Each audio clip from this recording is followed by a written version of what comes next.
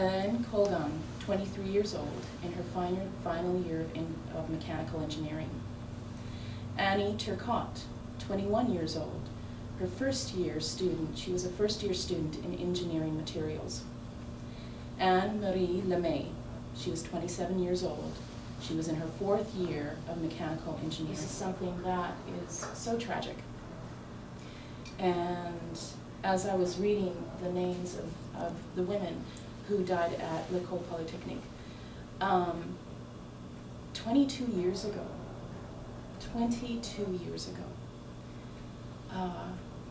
and these women would now, if they had not been killed, they would have children, they would probably have grandchildren, some of them, and they would have done incredible things with their lives. They were women, they were pioneers as women in the engineering field. And their lives were cut short because they were women who were seeking an education. Manitoba women who died by acts of violence from December 6, 2010 to date. Sheila Fontaine, age 42, from Winnipeg, died April 20th, 2011. Gina Swanson, age 33, from Winnipeg, died May 14th, 2011. Iris Held, age 61, from Winnipeg, died May 16th, 2011. I lived in Montreal for a number of years in the early 90s, and I remember very distinctively the ominousness of École Polytechnique. When you drive by, it seemed like a place that of tragedy.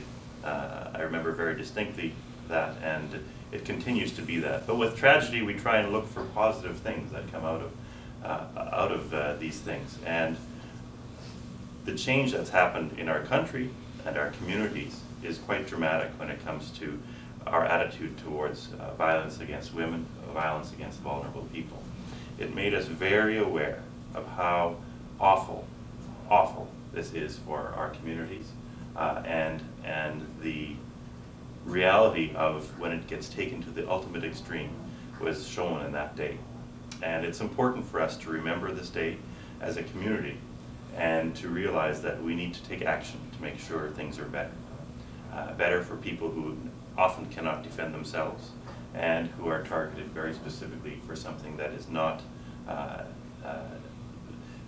their fault and is perfectly normal. I think what's so important at this point is not to dwell on the tragedy itself, but what's so important is to think about what we can do to change. It's always so important to think about hope and to think about what change can come from tragic events.